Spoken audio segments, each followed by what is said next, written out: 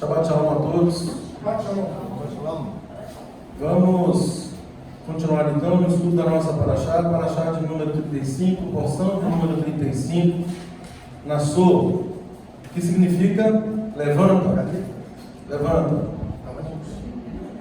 Verso 22, está em Números Bemidbar 4, a partir do verso 21. A partir do verso 21 até o capítulo 7, verso 89. Nessa Parashá, começa aqui elencando os deveres, né, dos Gersonitas, dos Meraritas. Vem muita questão de números, a contagem. Esse levanta aí, levanta o censo, levanta a contagem. Tem um tópico que fala da impureza ritual, tem a ver com tocar no morto, tem a ver com alimentação, enfim, impureza ritual. Depois nós podemos falar dela.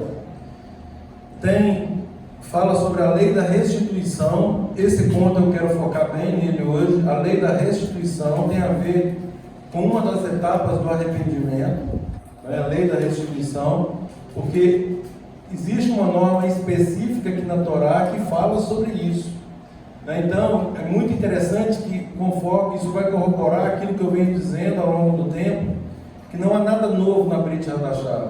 O que se chama de Novo Testamento não inventa doutrina, não cria doutrina. Tudo é Torá, tudo é instrução.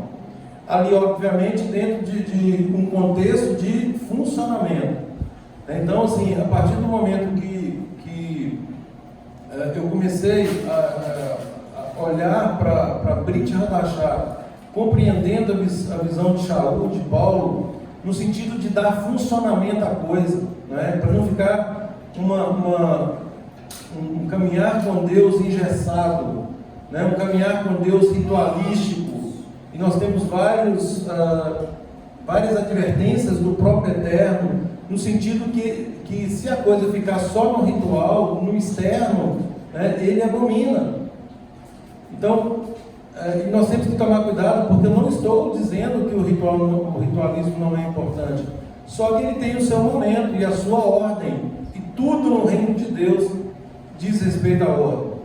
Então é interessante que eu estava com a Maria Lúcia hoje, né, estudando a Parashá lá, lendo junto com ela, e eu falei assim, é impressionante como que Deus faz as coisas, né? Porque nós estamos batendo nessa tecla de ordem já há algum tempo, né? Toda semana eu estou falando em ordem, o Hermes, você gosta dessa palavra e tal, e assim, de novo eu vou falar hoje, porque não tem jeito, tá no estudo da Parashá.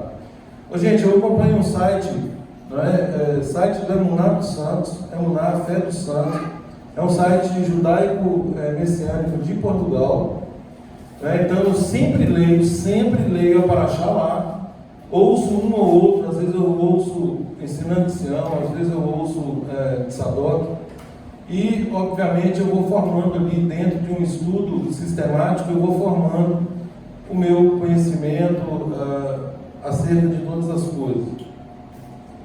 E nos comentários do próprio pessoal da Emuná dos Santos, inclusive é um pessoal com quem eu mantenho contato pela internet, né? Então assim, são pessoas muito extremamente comprometidas com o reino do Eterno. Tem lá o Mário Quinta e o Rui Quinta, né, pai e filho, que são assim sumidades no que toca a exegese da Torá, né? São pessoas que já estão nessa caminhada aí há 30, 40 anos ou mais, né, que tem muito a nos ensinar. Então, por óbvio, eu também gosto do Rabino Ishai, que ele diz que esses são os verdadeiros sábios, né? Ele diz o seguinte: não que nós iremos desprezar por completo os nossos irmãos ortodoxos, mas muita gente se baseia em ensino ortodoxo, se esquecendo que a essência está em Yeshua. E aí, se Yeshua fica de lado, a coisa se compromete toda, né? Porque não fecha o plano do Eterno acerca da salvação. Então isso é extremamente perigoso.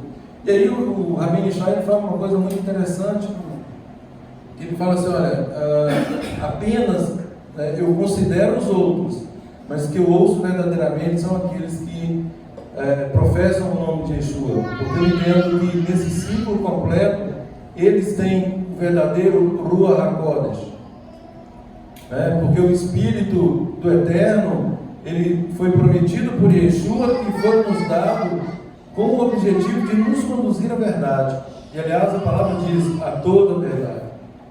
Então nesse compasso, se eles não chegaram ainda à revelação, ao entendimento que Yeshua é o Messias, eu não posso me valer 100% dos eventuais conselhos e interpretações deles.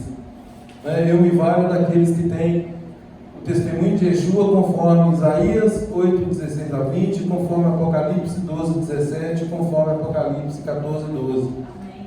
O testemunho, a lei e o testemunho, a Torá e ao testemunho.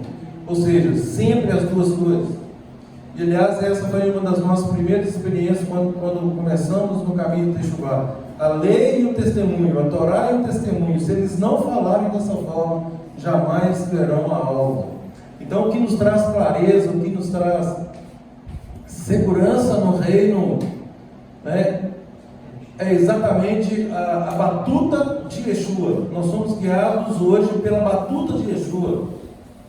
Então ele é quem interpreta a Torá, ele é a própria Torá. Inclusive, lendo escritos rabínicos, é muito interessante que eles dizem, como se fosse uma profecia, algo que ainda irá acontecer, eles dizem, o Mashiach será a Torá no nosso meio.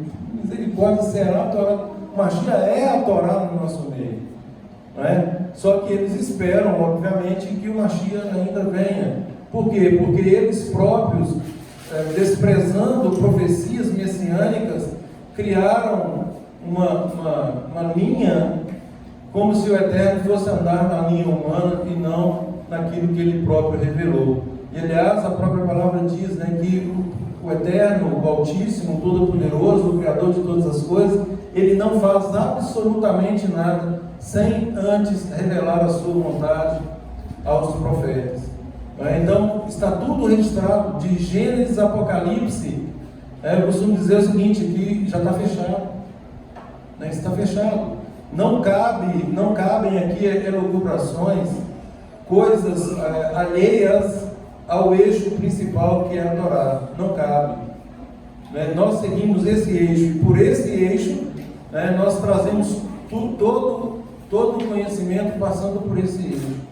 E aí, quando nós analisamos a vida de Yeshua, o papel de Yeshua, o cumprimento de todas as profecias nele, ele se declarando o Filho do Eterno, ele se declarando o Cordeiro, ele se declarando e se entregando como propiciação pelos nossos pecados, efetivamente eu não tenho como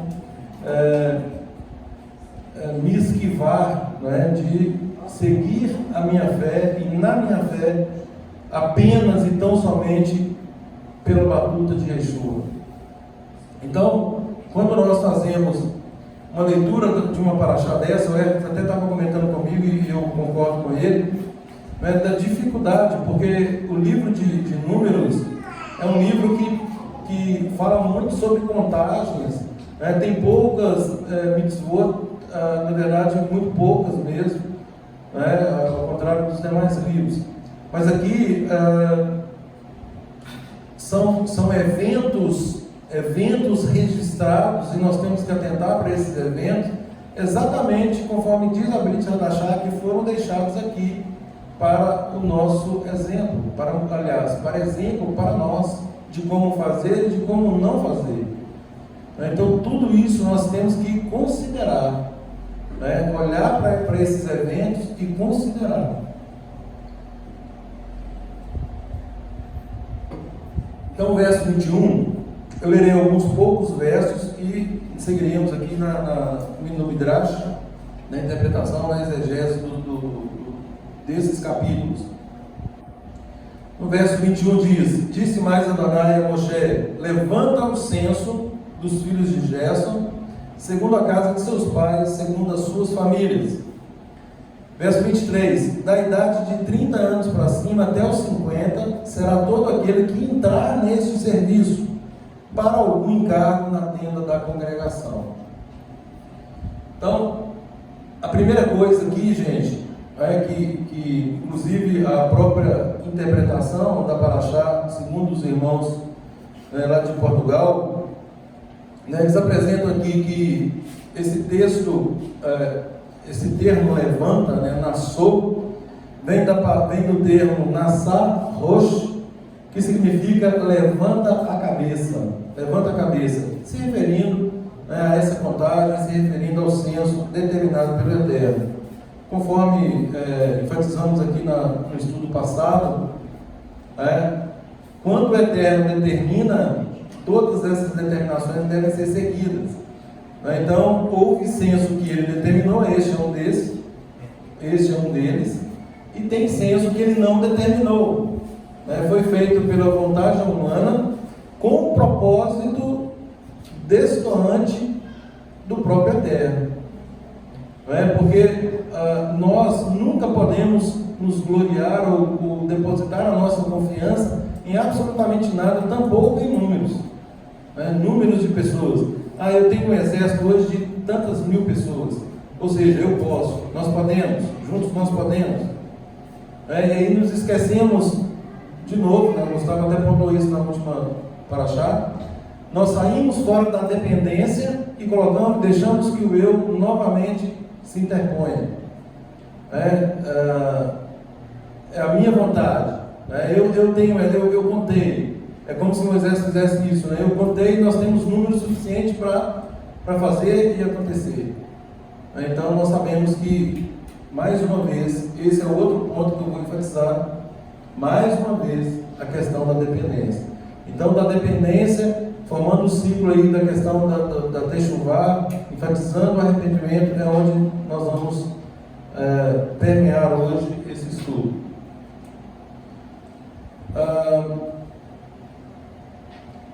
Quando diz aqui, levanta a cabeça, tem um comentário interessante aqui que fala da importância de nós sermos levados em conta. Ou seja, eu posso contar com o Gustavo, eu posso contar com o Eugênio, eu posso contar com o Márcio, com o Hermes e com cada um de vocês. É isso que significa esse termo. Então, no sentido de levantar, de anotar, de escrever, de contabilizar, aqueles que efetivamente estão dispostos, conforme eu falei na paraxá anterior. Olha-se muita motivação. Por que estamos aqui? É uma boa autoanálise. Por que estamos aqui? Por que optamos em seguir essa linha ao invés de outra linha? Porque efetivamente estamos cumprindo aí algumas tradições, conforme o Hércules falou. São boas tradições. É porque são boas essas tradições? Porque isso faz parte de um povo, ou nós estamos aqui criando aí talvez um outro segmento? Então, gente, a primeira coisa é isso, é o senso de pertencimento. Eu tenho sempre falado isso aqui, nós somos da família de Israel.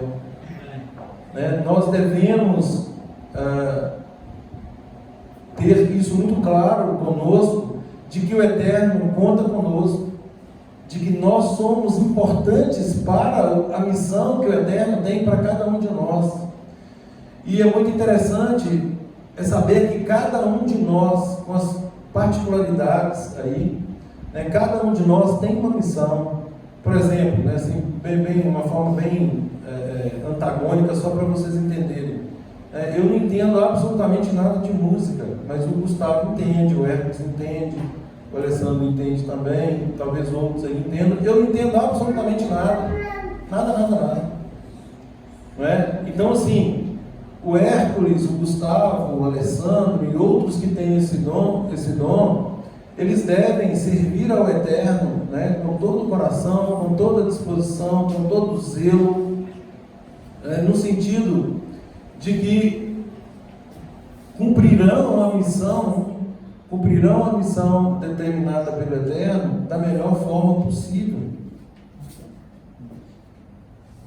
Da melhor forma possível. Então, o que nos basta é exatamente isso, é nós entendermos a nossa missão, não é? E seguirmos firmes nesse propósito. E aqui, gente, isso, por quê? Por que eu estou dizendo isso? Porque a própria Midrash desses textos, que começa aparentemente falando de ou aí conta mais pessoas e tal, é a questão da responsabilidade da coletividade. Mais uma vez, hoje eu falava de novo com a Maria Lúcia, eu falei, gente, nunca uma pergunta foi tão pertinente quanto a que foi lançada pelo Evandro há um tempo atrás, né, sobre a questão do corpo, né?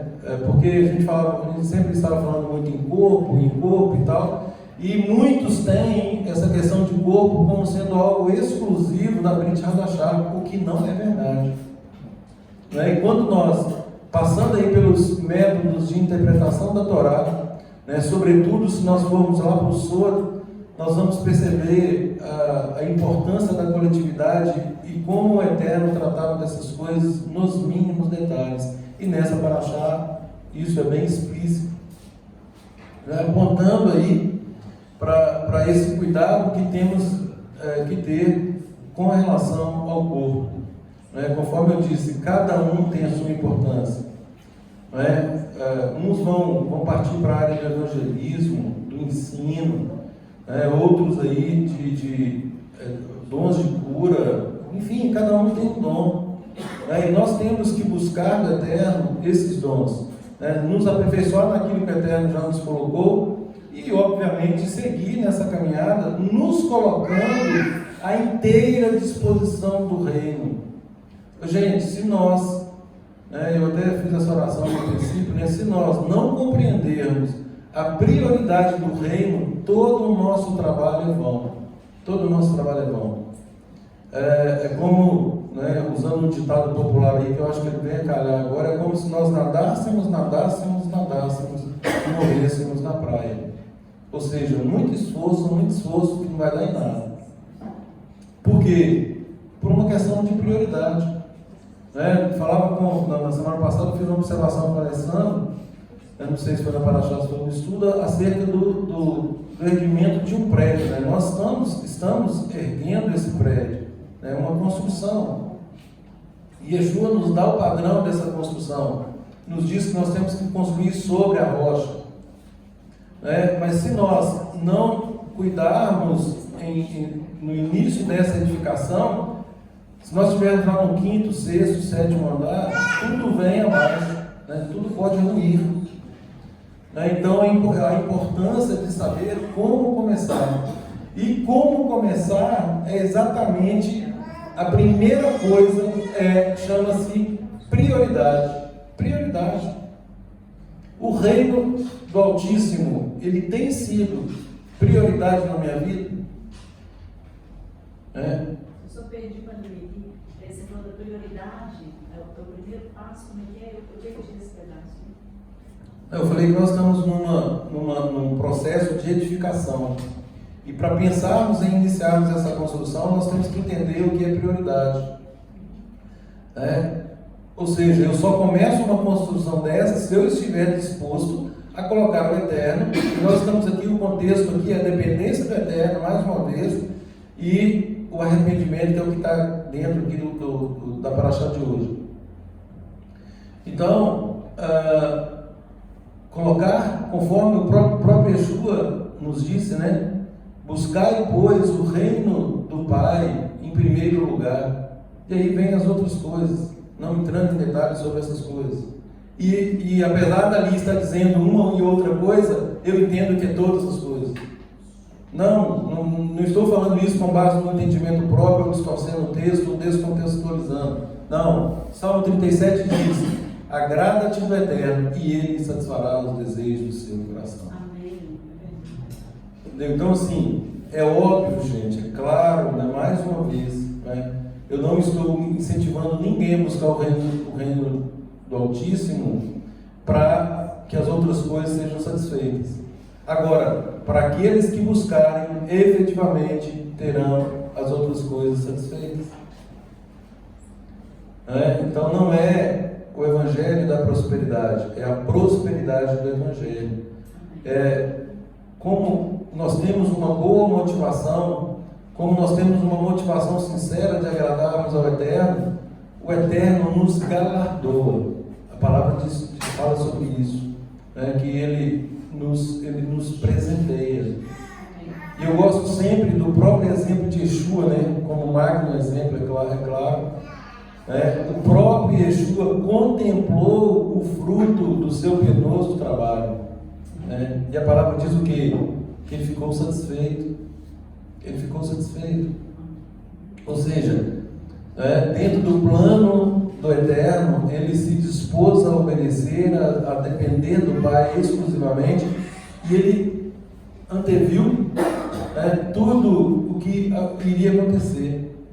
Aqueles que efetivamente iriam segui-lo, aqueles que se dobrariam, se curvariam à vontade do Pai, ao reino do Pai. O Alessandro postula lá hoje um termo lá, exatamente isso, de que nós estamos num reino, e um reino só faz sentido se ele tiver o rei, e se ele tiver normas. Então assim, nós estamos prontos a obedecer essas normas. Essas normas, gente, nada mais são do que as instruções, ou seja, a Torá. Todos esses princípios que a miúde estamos falando, e vamos por repetição mesmo, vamos falando, até que isso fique bem assentado no coração de cada um aqui. Isso é escrever a Torá no coração, para que isso se impregne de tal forma que todas as vezes que alguém nos questionar acerca da nossa fé, prontamente nós temos e sabemos o que responder. Por exemplo, o Josley falou disso hoje, e a resposta dele, perfeita. Então, nós não seguimos uma religião, enquanto algo criado pelo homem. O termo religião significa religação, significa nos religar ao Pai. Nesse aspecto, sim, é uma religião. Não deixa de ser. Por quê? Porque nós aceitamos essa religação conforme a palavra diz: há um só Deus, um só mediador entre Deus e nós, Yeshua. Ele é quem nos religa. Por meio do sacrifício dele nós somos religados. Então nós passamos por essa religião enquanto religação. Retomamos o relacionamento com o Pai. E o maior padrão de dependência, por óbvio, é o próprio Yeshua.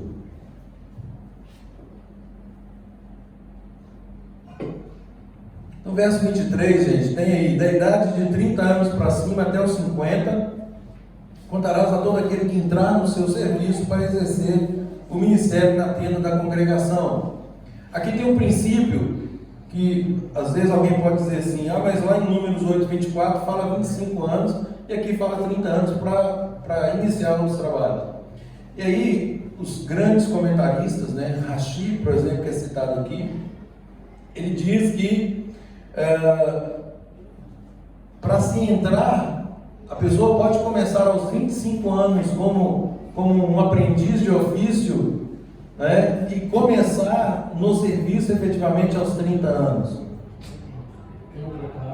Exatamente, por questão de maturidade, para evitar que neófitos exerçam uma autoridade tão importante sobre uma congregação inteira. Como diz, é um cuidado do Eterno, que ele estabeleceu. Então, Números 4:23, está sim em perfeita harmonia com Números 8:24 nesse aspecto. Isso também está registrado no Talmud. Rashi menciona isso, que o Talmud diz que é uma aparente contradição, conforme eu já disse antes. Não há contradição, sempre que houver uma pseudo-colidência, ela é apenas aparente. E aí a própria palavra vai nos dar explicação para isso. E aí eles diz exatamente isso, que eles entravam aos 25 para estudar, para aprender todas as normas do ofício, para que aos 30 anos eles estivessem prontos, maduros, né, para fazer todo o serviço da melhor forma possível. No verso 32 tem aí um detalhamento que parte para Haftará, mandando lá para 1 Coríntios 12, 30, que fala exatamente do conceito de corpo. Então, o verso 32 do capítulo 4: como também as colunas do pátio em redor, e as suas bases, e as suas estacas, e as suas cordas, com todos os seus instrumentos, com todo o seu ministério, contareis os utensílios da guarda de seu carro, nome por nome. Nome por nome. E aqui a Midrash, que chega no mais profundo, cai exatamente no conceito de corpo aqui. Né? Todos os utensílios, né, referente ao cargo, né, nome por nome, um por um, nome por nome. Então, eu vou falar sobre isso, né, está em 1 Coríntios 12, de 12 a 30. E aí, aqui diz, gente, de novo, né, a importância em organizar cada detalhe, né, e como o Eterno, ele é muito meticuloso nessas coisas. Eu já comentei, né, por exemplo, tudo tem que ter ordem, e é óbvio que essa ordem ela começa primeiro em nós, na nossa casa, né, para depois se estender para os demais ambientes que frequentamos. E aqui, como um local de reunião, como um local de ensino, um local onde nos fortalecemos enquanto corpo, também tem que ter normas, e todos, sem exceção, estão sujeitos a essas normas. Porque essa norma que se traduz em ordem, isso agrada o Eterno. É igual, às vezes, nos mínimos detalhes. Por exemplo, já falei sobre isso aqui, esse candelabro está aqui desse lado. Por que ele está desse lado? Por que ele não está do outro lado? Essas flores. E aí pode chegar alguém e falar assim: ah não, mas eu gostaria que esse candelabro estivesse invertido aqui com a Torá. E aí, não, essas flores não ficam bem aqui, elas ficariam melhor lá atrás. E aí chega outro e fala assim: não, nada disso, eu prefiro que fique lá na porta, ou coloque na parede. Ou seja, cada um tem um pensamento e cada um tem uma forma de organizar. E nós sabemos que no reino nós cedemos a uma organização pré-existente. Quando formamos esse ambiente, essas coisas foram assim estabelecidas. Podemos mudar? Até podemos. Mas isso é importante ao ponto de nos preocuparmos com essas coisas, de nos esquecermos aí de um tratamento no corpo para pensarmos detalhes aparentes. Então, assim, é uma questão de ordem. Isso é uma questão de ordem. Agora, estabelecida essa ordem, aí sim, é óbvio que tem um significado maravilhoso. Cada item dentro deste lugar tem uma história. Se alguém chega hoje e quiser saber a história, por que foi colocado, existe uma história, existe um princípio aqui, não é? Então, olhar para essas coisas, e tentar extrair aí, conforme o próprio Eterno determina, qual que é a importância? Por que nós temos que fazer dessa forma? Por que não pode ser de outra forma? E nós, gente, temos que considerar, com relação à nossa vontade, ou aquilo que pensamos, que nós recebemos uma educação sobremodo deturpada. Pensa numa educação ruim. A nossa educação é de péssima qualidade, comparada a alguns outros países. Nos últimos 20 anos, então, eles falam. Misericórdia. Exatamente isso. Nas últimas 2 décadas, o que restava dessa educação foi por água abaixo.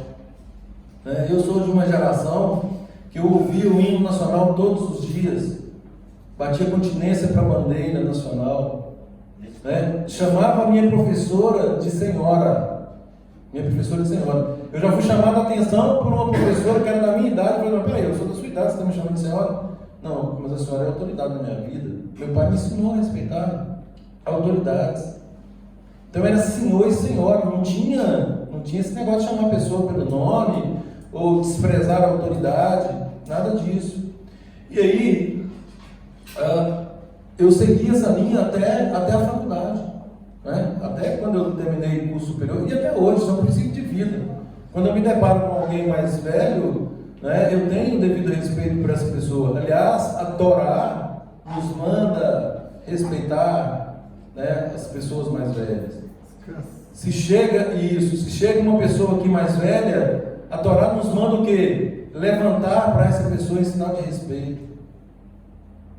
Isso é Torá, gente. Isso é educar. Essa é a educação mais refinada que um ser humano pode receber, né? A palavra do Eterno, as instruções do Eterno, né? Os orientais, nesse sentido, eles têm muito a nos ensinar, né? Porque eles, ao contrário do Ocidente, que despreza o velho, entre aspas, né? Lá é traduzido como sinônimo de sabedoria e experiência, né? Quando se deparam com uma pessoa mais velha, né, eles têm o necessário respeito para compreenderem que está ali uma pessoa que já viveu mais tempo que eles. Até o Nietzsche faz isso.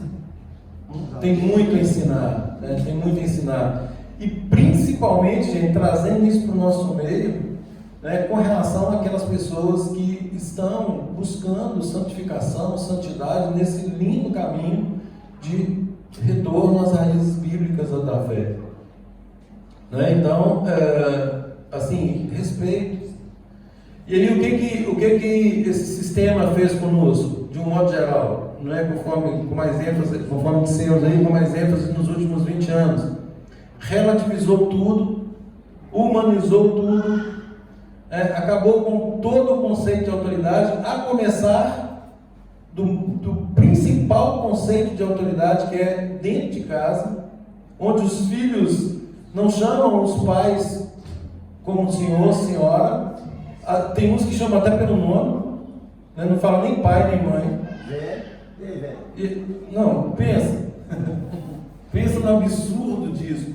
Gente, e o mal que isso faz, entendeu? Por quê? Porque isso contraria princípios da Torá, né?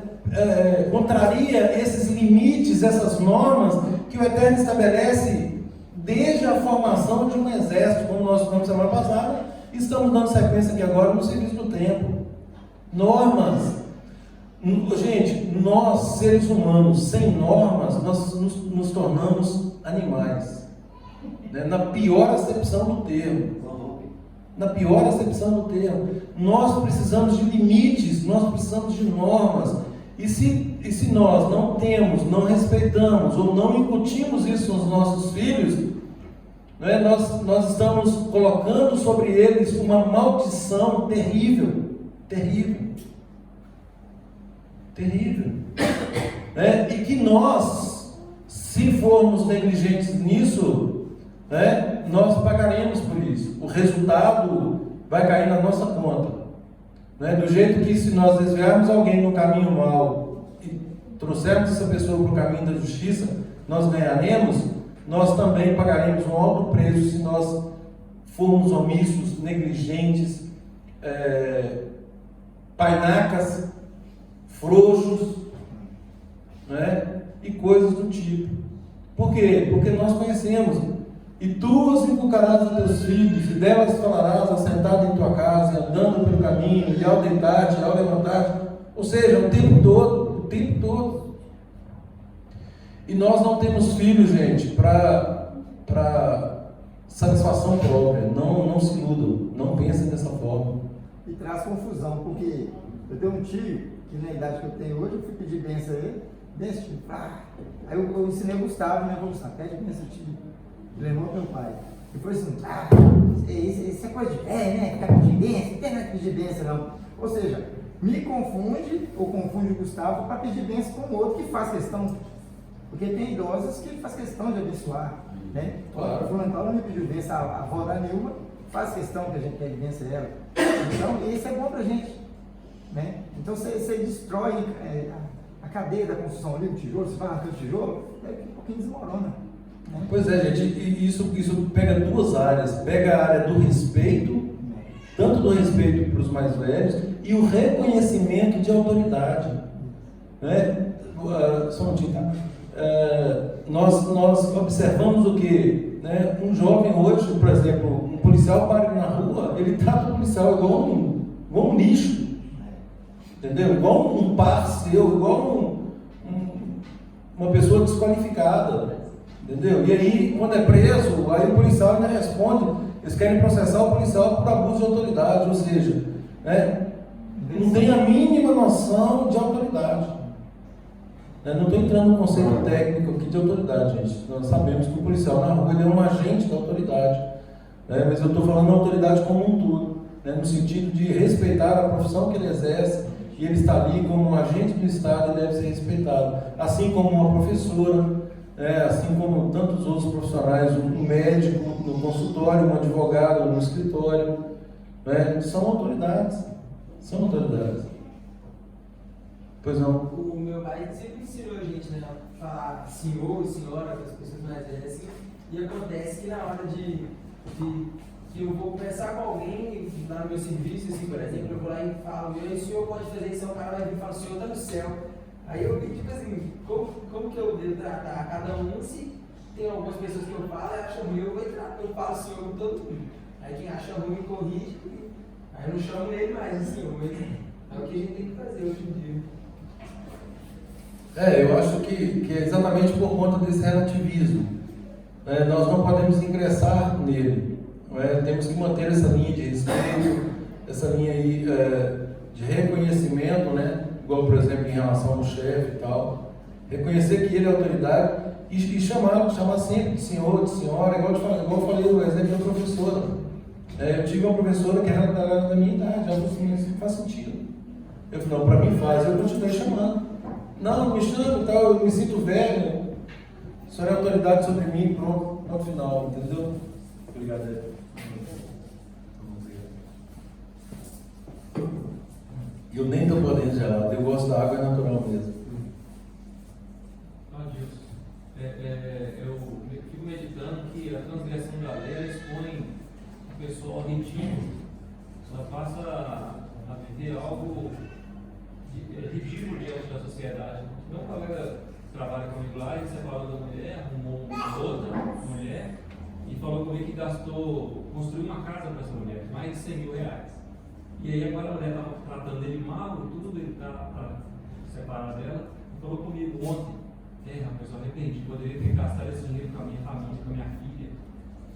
Então ele tira de onde ele deveria estar investindo e investe, ele se expõe ao ridículo. Gente, esse princípio que nós estamos expondo aqui, que é a questão de ordem, ele influencia todas as áreas da nossa vida, todas. Uma casa ordenada, e é claro, gente, quando eu digo isso, sempre, em qual padrão? Torá. Padrão de Deus, é o padrão da terra. Uma casa ordenada, ela tem o homem como cabeça. Isso não significa, pelo amor de Deus, isso não significa a anulação da mulher. Às vezes alguém pode pensar, isso é machismo. Entra aí no relativismo, e nesse humanismo que nos foi incutido aí ao longo desse tempo todo. A mulher, gente, é de fundamental importância. Inclusive, eu estou falando para minha esposa ouvir, esposa? Para minha esposa ouvir, eu quero declarar aqui mais uma vez, porque de repente, como está em público aqui, ela vai ficar mais ciente disso, que eu considero sim tudo que ela me fala. Agora, na hora de decidir, havendo considerado, a decisão é minha. A decisão é do homem. Agora, sabendo que o Eterno vai nos cobrar se essa decisão ela tem qualquer viés de machismo, de orgulho, de desprezo pela opinião feminina, ou algo do tipo. Teimosia, às vezes. Exato. Então, assim, eu estou falando de um comportamento ordeiro, de um comportamento conforme o padrão do Eterno. E aí, gente, quando nós olhamos o papel do homem, o papel da mulher de acordo com a Torá, de acordo com a Brit Hadashah, né, nós percebemos o que?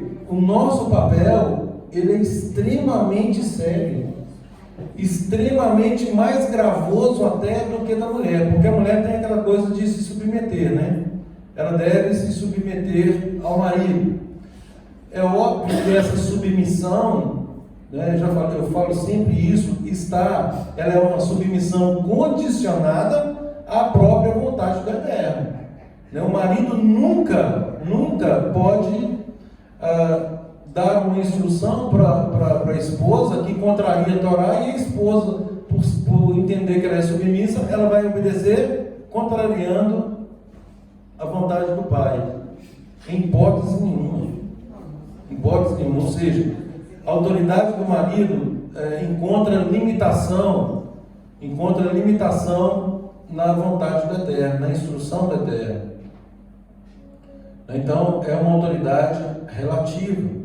Agora, se o marido, né, tem o temor do Eterno, está levando uma vida aí de santidade, de busca, de obediência, de dependência do Altíssimo, não há nenhuma razão que justifique a mulher não segui-lo ou não obedecer eventuais comandos. Pois não, querido? Chamada para ela, que se for solteira, quer casar é assim, quem decide no final é o homem, o reino de Deus é assim. Eu estou falando, né, da palavra, né, porque... A vontade de Deus, gente, é boa, perfeita e agradável. Um dos maiores males para a nossa sociedade atual foi a pseudo-independência da mulher. Porque criaram esse maldito movimento feminista. Por que maldito? Porque ele transgride essas normas, as benditas normas do reino. Ele é um instrumento do socialismo, né? Ele não vive Sim. o nosso bem. Ele prega o aborto, né? Não come as regras, enfim. É um instrumento do socialismo. Sim, objeto de uma ideologia demoníaca, mas que tem ganhado relevo, infelizmente. O pior disso tudo aí, para mim, dessa independência toda, dos pregados lá naqueles tempos, aliás, foi na época que eu nasci, foi essa coisa da mulher ter que trabalhar fora, né? Trabalhar fora, trabalhar em casa. Pois é, acabou ganhando aí numa suposta igualdade, acabou ganhando uma jornada dupla, talvez até tripla de trabalho. E com isso, gente, mais uma vez, desviou o propósito eterno. Quantas mulheres, eu sempre falo isso, gente, aqui, não estou falando para A e B, pelo amor de Deus, não estou direcionando nada para ninguém. É uma palavra geral que eu estou dando aqui. Mas quantas pessoas optam em trabalhar, mulheres, nada contra trabalhar. Agora, tem princípios aí para trabalhar. A família vem antes do trabalho. Os filhos vêm antes. No reino de Deus, delegar a educação a terceiros, gente, isso causa um mal que é impagável. Irreparável. Exatamente. Eu sou testemunho disso, eu sofro demais. Nós sofremos com você, nós somos Sofro solidários. demais com isso, porque eu quero dar uma educação para o Samuel e para o próximo que vai vir, que não deixou com muita saúde. Só que a responsabilidade é toda minha, sabe? E eu sofro demais, porque eu tenho que terceirizar muitas coisas para ele, para eles agora. É complicado demais, porque você costura, o outro descostura. Meu amigo, você tem. E nós somos um, conforme a Maria Lúcia falou, nós somos um em oração, um em propósito, e vamos continuar aí nos fortalecendo, para que você encontre capacitação do alto para colocar a casa em ordem. Ela está desorganizada, tem que colocar em ordem. E é um homem que dá uma condição boa, né? Está fazendo uma casa da graça de Deus. Nem precisamos entrar nesse mérito, não precisamos entrar nisso,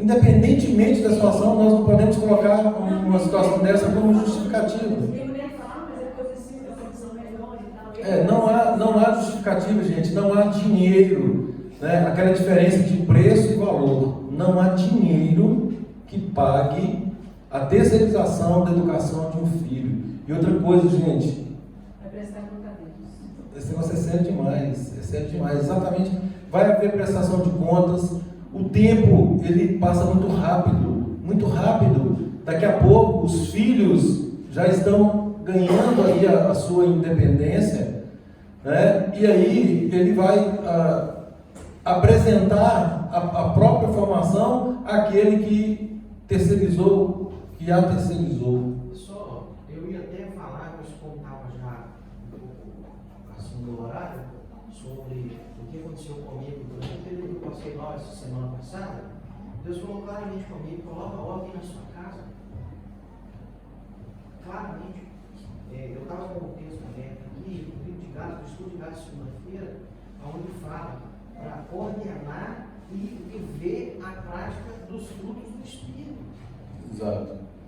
Lá no finalzinho. Então, isso foi muito comigo, Deus falou claramente comigo. Ordena por quê? Eu fiquei numa situação que nem compra para minha casa eu não consegui fazer, que geralmente a minha esposa não faz. Eu até compartilhei com você. Então, assim, a dependência, né? Só que eu preciso colocar ordem na minha casa, em todas as áreas. Porque se eu faltar, eles vão perecer. Não que o Eterno cuida, mas eles vão perecer. A importância, Deus mostrou para mim a importância do sacerdote fazer as coisas que atuam em mal dentro de casa. E a minha oração, minha instrução, eu estou aqui para aprender, para poder instruir minha família. Né? Eu sou um privilegiado. É verdade. Né? Então, assim, eu sou grato a Deus por isso. É verdade, gente. Todos nós somos. Né? Eu louvo a Deus, né? Louvo diuturnamente, né? A oportunidade que eu tive de proporcionar uma educação para o meu filho dentro dos padrões da palavra do Eterno. Eu já disse várias vezes, para a honra e glória do Eterno, ele é infinitamente superior a mim em muitas coisas. Né? Então, assim, louvo a Deus, toda honra e toda glória para o Eterno. Toda honra e toda glória para o Eterno. Tá? Porque poderia ter sido diferente. Né? Se eu não tivesse um curso firme lá atrás, né, em termos de delegação, de educação, né, de repente a coisa teria tomado outro rumo. Né? Mas graças ao Eterno, né, que me conduziu, nos conduziu, porque quando nós temos uma esposa que comunga dos mesmos propósitos, e tem que ser assim, gente, tem que ser assim. Casamento só faz sentido, né, quando duas pessoas decidem se casar. Eu estou falando isso para o meu filho também, porque ele já está agora pensando em oficializar, né, o casamento. Não que eles oficializar, que eu digo casar, não tem nada fora do padrão, né, ele quer se casar. E eu tenho falado com ele exatamente isso, né? Você conhece o padrão, você sabe que o casamento ele é indissolúvel. Então, assim, ninguém casa pensando que vai se separar depois. E ninguém quer isso inicialmente. Né? Inicialmente ninguém quer. Agora, o que nós vemos muitas vezes, gente, diante desse quadro todo que eu falei, né, sobretudo aí com relação ao egoísmo, né, ao eu, tudo é meu, eu. Né? Os casamentos, eles não têm nenhuma durabilidade. Na primeira onda aí de instabilidade, a pessoa já quer sair fora. Eu tenho casos no escritório de casamentos de décadas e tem também de dias. Ou seja, as pessoas, de um modo geral, elas não querem pagar o preço para prosseguirem nesse propósito, diante do que o mundo apresenta. Então isso é o que? Uma desordem. Criou-se o caos. No dito meio evangélico, o índice de divórcios é altíssimo. E muitos utilizam a exceção de Yeshua fora de contexto, né, para se autorizarem a romper o vínculo conjugal. Não estou entrando no mérito disso agora, isso é assunto para horas e horas de debate, a exceção de Yeshua, não é? Mas muitos a utilizam, e eu digo mais, muitos provocam uma situação imaginando que estão acobertados por essa excludente de ilicitude, como se fosse justificável a ação. E aí, gente, isso traz sérios problemas. Eu tenho um caso, foi mencionado aqui um caso semelhante, eu tenho um caso no escritório que houve um divórcio, a pessoa se casou com outra e tal, e aí depois de um determinado tempo falou exatamente isso comigo. Ele se sentia um homem aleijado. Ele estava arrependido de ter seguido da forma como seguiu. Antes estivesse lá atrás. Então, assim, por isso que é muito sério essa questão do reino, do reino de Deus. As normas são dele. Ele que sabe o que é bom para nós. Quando ele diz que um casamento é indissolúvel, isso é uma forma de correção da nossa rota. Não estou dizendo aqui, gente, que é fácil. Eu sou casado, já estou no status de casado há 33 anos. 33 anos. Então, não é fácil, o casamento não é fácil. Porque são duas pessoas que se unem, um homem e uma mulher, que pensam diferente. Agora, o que vai tornar isso possível, essa comunhão possível? O reino da terra, o reino de Deus. E aí, pelo reino, nós ajustamos todas as coisas. Nós ajustamos todas as coisas. E aí, voltando de novo para o termo ordenar, qual que é o meu papel? Meu papel é esse, esse e esse. Eu tenho que me sacrificar pela minha esposa. Eu tenho que me doar por ela 100%. Agora, eu tenho uma obrigação perante o Eterno de apresentá-la aprovada, sem mácula, sem defeito, pela palavra. É a mesma comparação de Yeshua em relação ao corpo, à congregação. Ou seja, eu falo isso com ela, e se der tempo não, esse verso eu vou ler daqui a pouquinho, que o homem leva a culpa daquilo que ele não corrige, e quando ele corrige, ele fica isento dessa culpa. Então nós temos que ter cuidado com isso aí. E quando eu digo ordenar, gente, é ordenar mesmo, é pegar o controle, e fazer. Vamos ver aqui, peraí, meu papel é esse. Olha o seu papel é esse aqui. E um dos grandes problemas do casamento, depois nós podemos falar especificamente disso, chama-se desrespeito. Em 90% dos casos, da mulher para com o marido, no que toca à palavra do Eterno. Não respeita a posição do marido e o desrespeita enquanto autoridade. E aí acabou. Aconteceu isso aí, a probabilidade disso dar certo, se não voltar para o eixo, se não chamar a ordem, ou seja, vamos começar de novo, dificilmente isso vai ter um bom termo, vai ter um final feliz. E o que é pior, gente, cairá aí na prestação de contas de uma gestão mal feita, ineficiente, displicente, malfadada, sem sucesso. Malfadada, sem sucesso, inexitosa, sem êxito. Então, nesse aspecto que está dizendo, cada um no seu papel. Olha o verso 49, gente. Conforme o mandato de Adonai, pela mão de Moshe, foram contados, cada qual segundo o seu ministério e segundo o seu cargo. E foram os que dele foram contados, aqueles que Adonai ordenaram a Moisés. De novo, cada um tem o seu papel, cada um tem a sua responsabilidade, cada um tem a sua missão. Nós não podemos, gente, usurpar ou tentar usurpar a missão do outro. É a mesma coisa que eu pegar um violão aqui, grosso modo, pegar um violão e fazer hoje eu vou tocar. Faz sentido. Esse não é o meu papel, essa não é a minha missão. Não é a minha missão.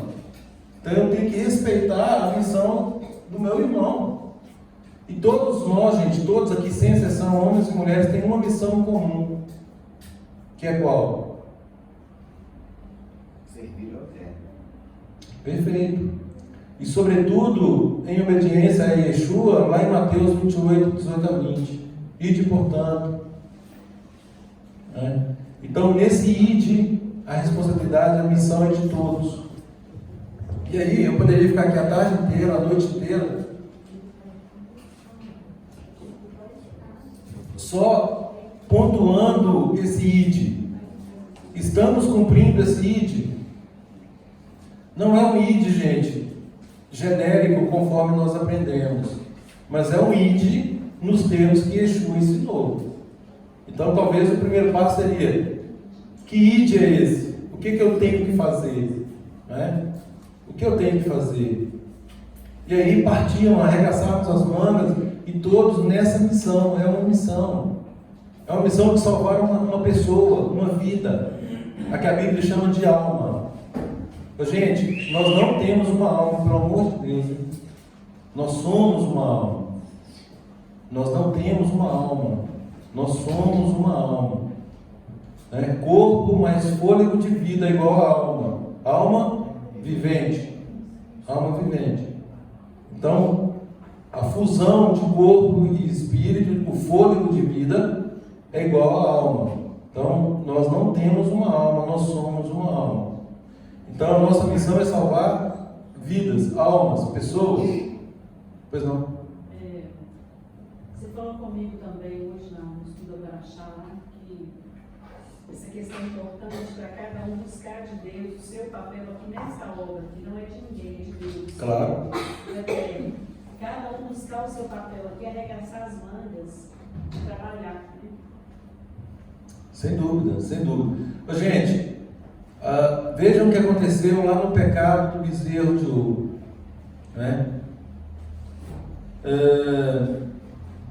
Teve um segmento que se separou, que não aderiu àquele pecado. Quem? Os levitas. Os levitas. Eles se separaram daquele, eles não se imiscuíram, eles não se misturaram, não quiseram anuir aquele propósito. Se santificaram. Conforme lá em Shemot, Êxodo 32, 26, diz: quem é de Adonai, venha a mim. Quando Moisés diz, então os levitas disseram não ao pecado. Não caíram na fogueira. Exatamente. Saíram do sistema, pensaram fora da caixa. Enquanto todos estavam ali no meio daquela balbúrdia, eles optaram em servir a Deus, em continuar separados, em dizer não à maioria.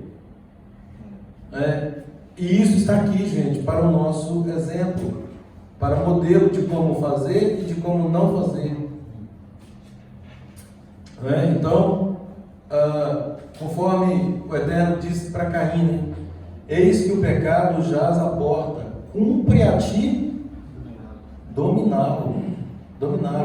Propostas, gente, o tempo todo elas vêm.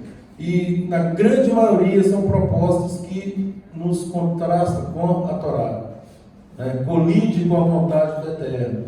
Então aí é hora de dizermos não, de nos separarmos, tais quais os levitas, de se manter separado.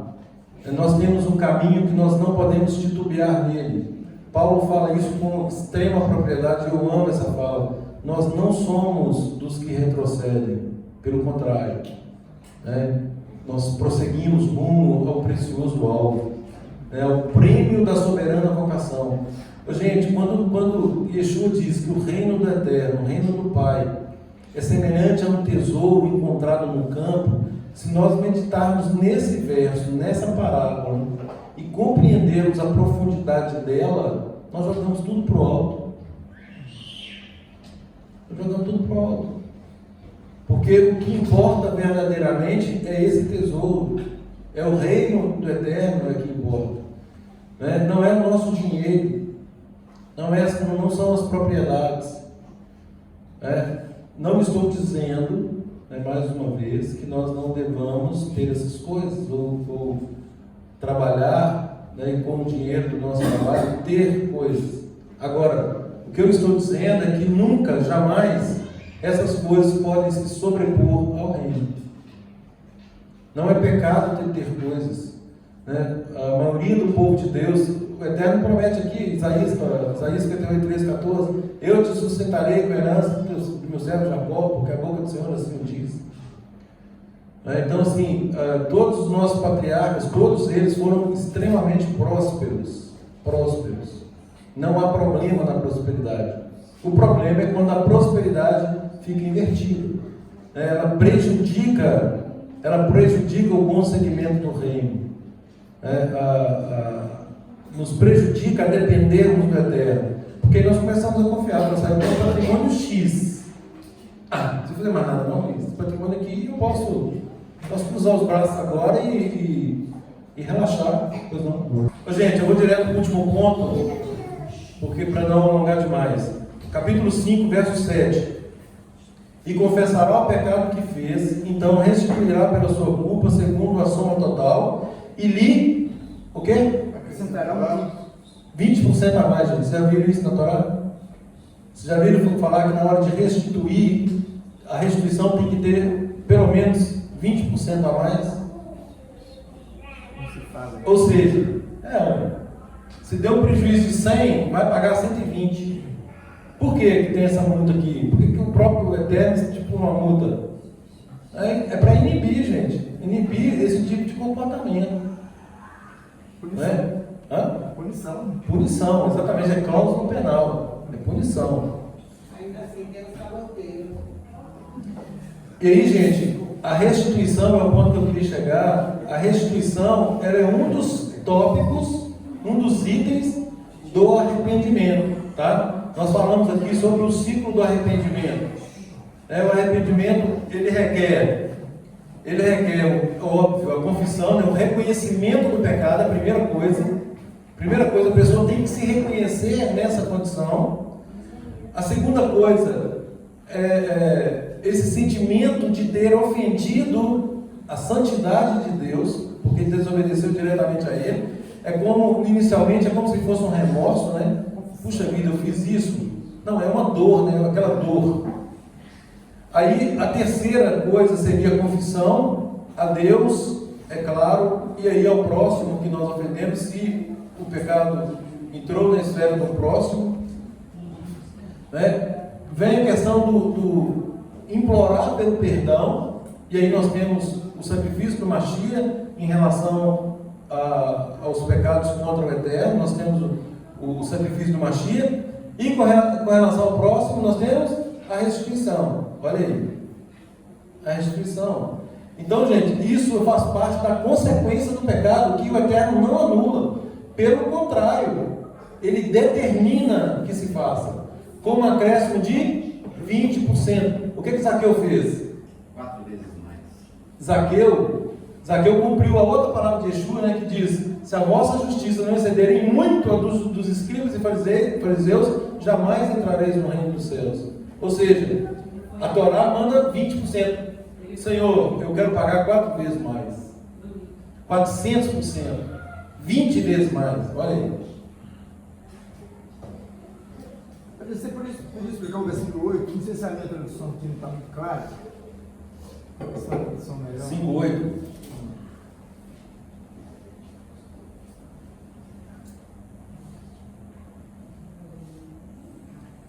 Assim, a minha leitura aqui: mas se esse homem não tiver parente chegado, a quem possa. Então vamos lá. Vamos ler o 6 para frente. Diz aos filhos de Israel: ô Evandro, vê a sua versão aí na Bíblia israelita, por favor. Capítulo 5, a partir do verso 6 até o 10, nós vamos ler. Disse mais Adonai a Moshe: diz aos filhos de Israel: quando o homem ou mulher cometer algum dos pecados em que caem os homens, Pecado, né? Normal, ofendendo ao Senhor, ofendendo a Adonai, tal pessoa é culpada. Confessará o pecado que cometer e pela culpa fará plena restituição e lhe acrescentará a sua quinta parte e dará tudo àquele contra quem se fez culpado. Então é aquela coisa, se a gente peca contra o próximo, nós estamos ofendendo a Deus. Sempre o pecado, a primeira coisa ofende a Deus, porque o pecado é a transgressão da instrução dele. Isso é claro. Né? Agora, tem repercussão no próximo, aí tem restituição. Né? Tem restituição, e aí da restituição tem que acrescentar a quinta parte. Mas se esse homem não tiver parente chegado a quem possa fazer restituição pela culpa, então o que se restitui ao Senhor pela culpa será do sacerdote. Ou seja, a pessoa não encontrou mais a vítima do pecado. Ele procurou e não encontrou. Ele tem que, aí ele faz a oferta, tem que ser feita, faz ao sacerdote. E aí a ordem aqui é que essa oferta será do sacerdote, fará plena restituição, não é? Mas se esse homem não tiver parente chegado a quem possa fazer restituição pela culpa, então o que se restitui a Adonai pela culpa será do sacerdote, além do carneiro expiatório com que se fizer expiação pelo pecado. A parte do pecado, sacrifício de Yeshua, claro. Porque eu achei que era. Eu queria ver nessa explicação. Qual que é, Evandro, lê, por favor, sobretudo, não, pode ler só o verso 8. Acho que agora só o 5 aqui, viu? Não, pode ler só o 8, depois eu vejo se é para a gente ler o outro. No entanto, se a pessoa não tiver parentes para receber a restituição pela culpa, o que se deve à restituição pela culpa pertencerá a Adonai, isso é, ao Cohen, além do carneiro de expiação, Sim. pelo qual a expiação é feita a seu favor. Receber aqui fala fazer.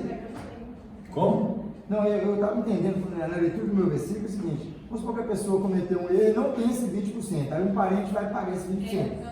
Eu pensei que era isso. Mas pelo que ele falou lá, quem tem que receber a restituição. Mas é a vítima, ele fala vítima. Mas é a vítima. Ô, Gênio, lê por favor, nessa versão. Mas se a vítima não tiver um parente próximo para receber a compensação, esta deverá ser dada a Adonai, que será o sacerdote, além do carneiro da expiação, porque ele fará a expiação por aquilo que foi o pecado. Entendeu? Não encontrou vítima, se tiver parente, é isso? E Se tiver É parente, importante as versões, porque isso não se não. Sim, o importante aqui, gente, é o reconhecimento da culpa e a restituição. Olha Zaqueu, né? Olha Zaqueu está lá em Lucas 19, 8 e 9. Levantando-se Zaqueu, disse a Yeshua: Senhor, eis que dou aos pobres metade dos meus bens, e se em alguma coisa tenho defraudado alguém, o restituo quadruplicado. E disse-lhe Yeshua: hoje veio salvação a esta casa, pois também este é filho de Abraão. Olha aí. Ué, se isso está vendo, é como se a vítima tivesse morrido. É como se a vítima tivesse É uma morrido. substituição. Uma ponderação. Ou seja, o culpado ele tem que pagar, ou diretamente ou por outra via. Mas ele não fica isento de pagar. Entendeu? O que está em evidência aqui é a penalidade. Entendeu? Eu olho para esse texto a respeito de Zaqueu, e esse texto me faz de alguma forma entender que Zaqueu não era aquele homem corrupto como todo mundo pensava, porque quando ele se dispõe a dar a metade de tudo que ele tem, ele estava dando pelo arrependimento. E a predisposição dele de fazer a porcentagem de 400%, ele não teria fortuna para pagar dessa maneira, para restituir da forma que ele propõe. Eu, no meu entendimento, eu entendo que ele está querendo demonstrar que naquilo que ele possa ter sido desonesto. Claro. E todo mundo o acusava como uma pessoa desonesta. A impressão que tinham dele era totalmente... Mas por quê? Porque aquela questão de pecha, né? Você via um cobrador de impostos que ele já era taxado como desonesto. Exatamente. Mas o cara não era desonesto. Mas o que? Ele era tido como um traidor. Né? Porque ele estava ali coletando do povo dele dinheiro para Roma. Entendeu? Então ele já era tido, mesmo sem ser, ele já era tido. É a mesma coisa de generalizar, por exemplo, acerca dos advogados. Né? assim, existe uma pecha. Agora, nós podemos generalizar? Claro que não. Claro que não. Né? Acerca de policiais, enfim, cada profissão. E, gente, onde está o ser humano, está o pecado, está o desacerto. Né? A única coisa que difere um profissional do outro é o compromisso dele com Deus. Fora isso, cai na vala comum. Cai na vala comum. Oi? Exato. Então, o que Zaqueu fez aqui é exatamente isso. Né? Ele fez alguma coisa errada? Isso é arrependimento. Ele fez. Ainda que involuntário, mas ele fez. Por isso que Yeshua fala, hoje veio salvação nessa casa, pois esse também é filho de Abraão. Ou seja, ele fez um ciclo certinho. Né? Ele reconheceu, ele abriu mão do patrimônio, ele se comprometeu a restituir 4 vezes mais naquilo que ele tiver defraudado. Ou seja, vamos apurar, né? Vamos prestar contas aqui. Não é? Agora cabia os acusadores provar. Isso. No que ele fez, exatamente, no que ele fez, eu estou disposto a pagar 4 vezes mais. Né? Isso é a atitude de uma pessoa que verdadeiramente está arrependida. Gente, eu tenho as referências aqui, nós não vamos ler pelo adiantar da hora. Se vocês quiserem anotar, com relação ao reconhecimento do pecado, 2 Samuel, capítulo 12, verso 13. Com relação ao sentimento que se deve ter, está em Jeremias 8, 6. Com relação à confissão que tem que ser feita abertamente ao Eterno e àquele que se ofendeu, está em Josué 7,19, está em 1 João 1,9, também será gravado aqui, vocês podem pegar a referência depois. Está em Tiago 5,16 e está em Atos 24,14. O pedido de perdão, tanto a Deus quanto a quem se ofendeu, está no Salmo 25,11, está em Lucas 15,18, isso aqui é a título de exemplo. Né? E aí a verdadeira techuvá, a determinação em mudar, em correção de rota, está em Provérbios 28:13. Restituição do dano está em Números 5:7, nós acabamos de ler, Êxodo 22, de 1 a 15, e 2 Samuel 21, verso 3. E aí permanecer no caminho, né? Nesse caminho, completando esse ciclo. Leiam Gênesis 31:7, Números 14:22, Tiago 1:3 e verso 12. Eu queria ler todos esses textos, mas vai adiantar demais. Tá bom? E nós encerramos por aqui então. Que o Eterno nos abençoe a todos. Shabbat Shalom.